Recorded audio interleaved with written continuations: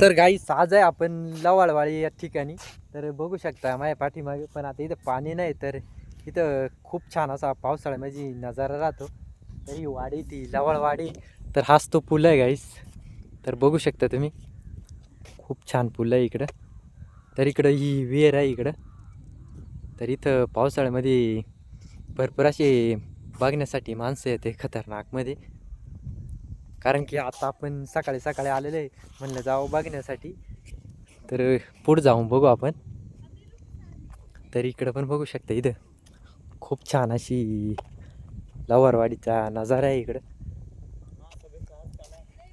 तर इथं या नदीवरून असे मुलं उड्या मारतात. या मुली पण पाणी नेण्यासाठी आलेले. तर मला वाटतं या मुली हे इकडचे असू शकतात. या लवाळवाडीच्या मुली आहे, इथं पाणी ओढू राहिले बघू शकता तुम्ही. तर इथंच पाणी असले एक नंबर गाईस नजारा असतो खतरनाक. पाऊस पडल्यावर नक्की तुम्ही इथं विजिट करा. कारण तुम्हाला यायचं असलं तर इथं पुढं एक रस्ता आहे, तिथून इकडे येऊ शकता. तर इकडे ही दिदी आहे, ती पण बघू शकते इकडं पाणी भरत आहे काहीतरी. तर इकडचं पण नजारा छान आहे.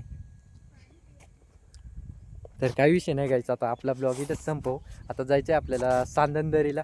तर आपण इकडूनच सामरतवरून डायरेक्ट जाणार आहे. आपला ब्लॉग तुम्ही कंटिन्यू बघा.